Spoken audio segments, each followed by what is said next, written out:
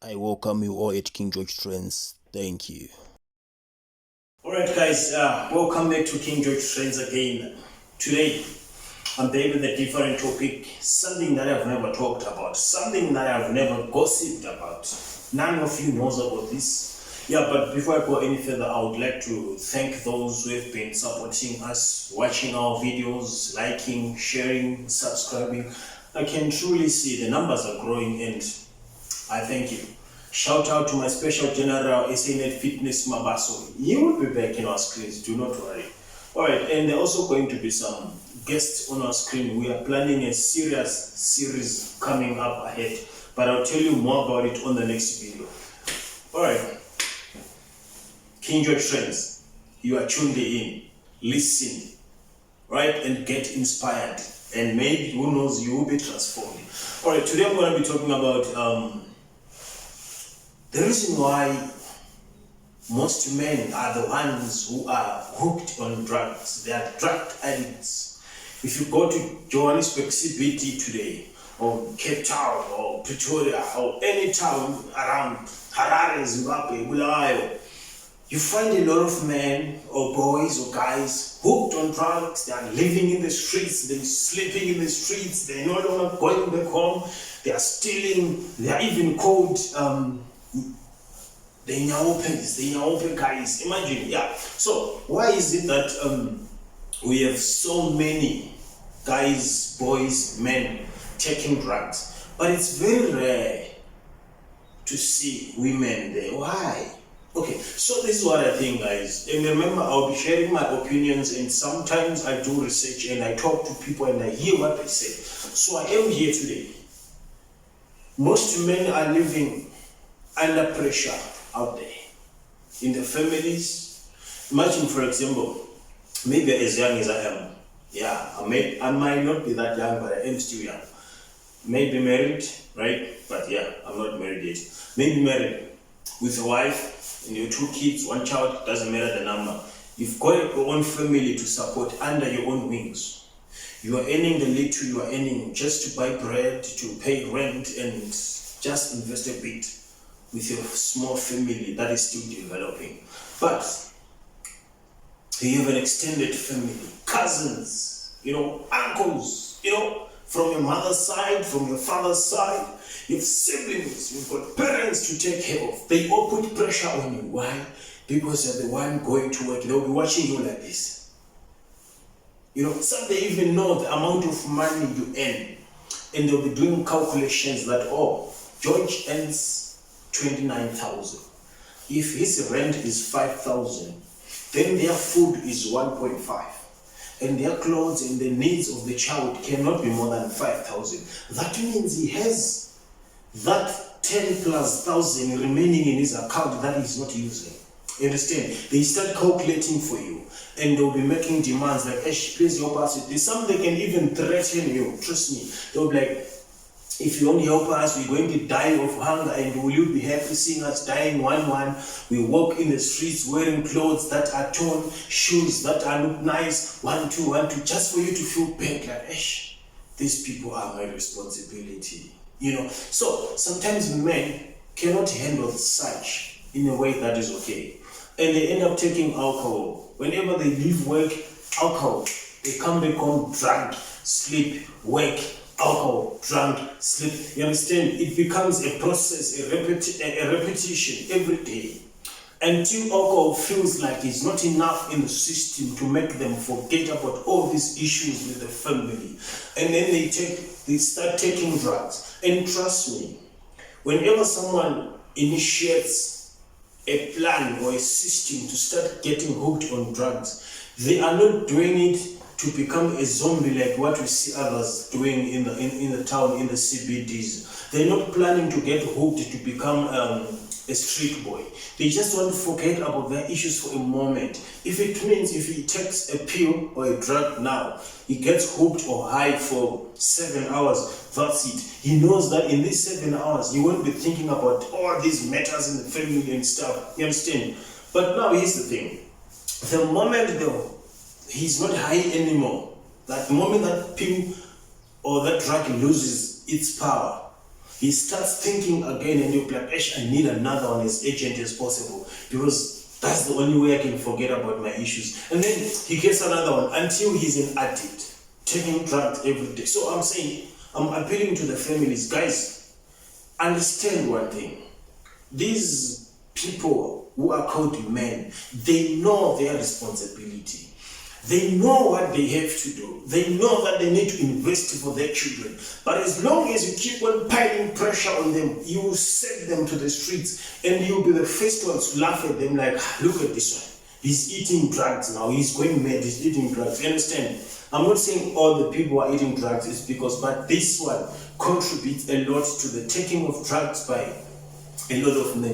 Doesn't it shock you that we have almost 95% of men taking drugs, living in the streets, but you don't see women? Why? This pressure is killing a lot of men, and it's resulting in some of them taking their own lives, just committing suicide, because it's too much. They can't handle it. Guys, listen, take care of the men in your family. This is what you can do. If you are a big family that has one single breadwinner, this is what you have to do. You all don't go to work, right? He comes back from work, or you do it occasionally, like you sit down with him, tell us, how are you handling all these things alone? Is there anything we can do for you so that we may proceed? Is there anything that we can offer you? Don't give him. He knows that he has to take care of you. He knows that he has to do 1, 2, 3. And remember, he's a man with a vision. He needs to support his own vision. But now, look, if he's not chasing the vision of his family, his vision is not moving anymore. He doesn't see the need of living. He ends up taking his own life because he thinks like he's living for you guys. He's living for the family. And he goes in the street, starts eating drugs. And trust me, you'll be the first one to laugh at him. You don't even follow him in the street to bring him back home. Imagine the wickedness of people. They like his money. They love whatever he brings on the table when he comes from work. But when he goes in the streets, no one cares. Even the wife can even leave him to start living in the streets there alone. Imagine. Come on. And on the other side, this one is a bit sensitive, but I have to address it because some people don't know it. There's what we call black tax. I don't know if it appears in every country, but I strongly believe that it really happens in black African countries, whereby they say when your parents raises you, when you start working, you have to make sure that they are okay in everything. You take care of them, your siblings and stuff. It's okay. Let's take care of our parents. I like it. I take care of my own parents. I can even build them a house. That's me. I'm actually building one for them. Why? Because I'm appreciating what they did for me. In as much as they didn't have enough, but they tried their best. I love them so much. I love you, Mama and Papa. You are my best. Right. Look, take care of your parents. But black tax is very dangerous.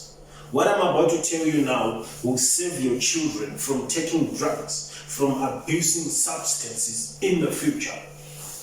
Invest for the future of your children. Do it today. Even if you don't have kids yet, you can invest now. It's actually the best thing to do. Invest for your children so that when you are 70 years, your children are already owning businesses which were started by you. And you know what happens? You will have shares in each and every business that your children are running that were formed in your name. You also have your own businesses on the side. You are now 70. You don't have to bother anyone. You just keep on eating the fruits of your businesses. Your children keeps on supporting you, knowing that for us to have this much, Daddy and Mama fought a lot and we are here today. But on the other side, if you didn't do anything, you just keep on living, eating your money every day. When you are 70 years, you are not able to work anymore. You are not able to drive anymore those big trucks. You are not able to do piece jobs anymore. What do you have? Nothing. You don't have a house. Your children are in their 30s. They're trying to build from scratch so that they can have a life. Imagine someone is putting maybe 200 rands per month trying to make sure that maybe after 10 years they will have this much and start a small business. And on that 200 rand, Papa wants a pair of shoes. Mama wants a toque, this and that. Because why? Because Mama and Papa did not invest in their own future. They didn't do anything. They were relaxed. They were okay, waiting for their kids to grow so that they can take care of them. Listen here. Stand up. Build your own future. We are not talking about our parents. We are talking about us who are still able to do it. If your parents didn't do it, learn from that and do it now and save your children in the future from taking drugs, because they will feel pressurized by the pressure they've been given by their parents. Who is you? Do something today and save your children from taking drugs. It's not nice, guys, that you earn maybe 7,000. You have to pay rent of your own. You have to buy food of your own. You have to take care of your own family. You have to take care of your mother, your father, your siblings. Yet, trust me, some people will not contain it and end up committing suicide. Why? Because they feel like they're living for someone else. They're not living their own dream. So, that's my advice to you. Build the future of your children today and save them from committing suicide in the future. And save them from going in the streets abusing substances because they don't see the need of living while chasing someone else's vision. Are we guys? Are we getting along here? This is about life and death, right? To the families that have people ran away from home and went to the streets and are abusing drugs. Listen to me. Go get them. Bring them home. They are still human beings with abilities. We have seen people who were hooked on drugs before they came back to life and making movements. Like for example, there's a guy called Junior Kanye in South Africa. He was a footballer, but he was abusing alcohol a lot until his career ended.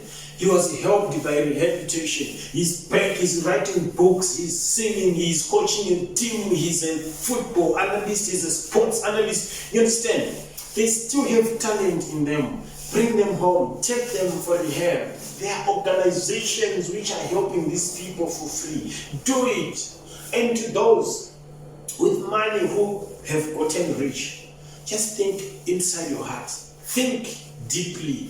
Go into the street. Give them food parcels. Prepared food. Let them eat. You know what? You make them eat, the chances of them going to rob and murder people in the streets are decreasing, because they only do that because of hunger. You understand? Please, guys, we need to work together on this one and make sure that our youth is stopping drugs by any means. Alright? Nothing much from me today. King George friends, we appreciate you. Let's save our economy and our youth from drugs. Please, please, please, I am pleading to all of you. Do not pressurize men. Let them do what they can. If he can't, it's okay, understand him. Time will come, he will surely do. As long as he's fighting to do something else. Come on. The children of today need support. The young parents of today and the youth needs to work hard, so that when time comes, when their children are now working, they won't be putting pressure on their children to buy them groceries and stuff. Let the children feel like, hey, you know what, this week I want to buy Mama 1 and 2. It doesn't have to be a responsibility that every month end he's buying Mama this. He's buying Papa this, because they played too much in their times of working. They played too much instead of building legacies for their family. Come on, come on, come on, come on. Wake up, do it now. Do it for the future of your children. They will live a good life. They won't be traumatized. Now people are taking drugs, committing suicide because of being traumatized by pressure behind them. Come on, let's save our family. Thank you, guys. I'm sorry if I was emotional a bit somewhere. You know, we're talking about life and death, so I have to show my seriousness. Thank you so much, guys. Keep on watching. Keep on supporting. To those who feel like they can contribute to our content, or they want to be on the screens with me, King George friends, I welcome you all, guys. You are all welcome. I love you so much. Comment, or you can send me an email at kamzolegeorge@gmail.com. I'll put my email on the screen. You can send an email or put my WhatsApp number as well on the screen. Send me an email, text me, talk to me. If you would want to have one, we can have it. You can even have it via Zoom meeting. We can. Don't worry, you can do this. Thank you, guys. I love you.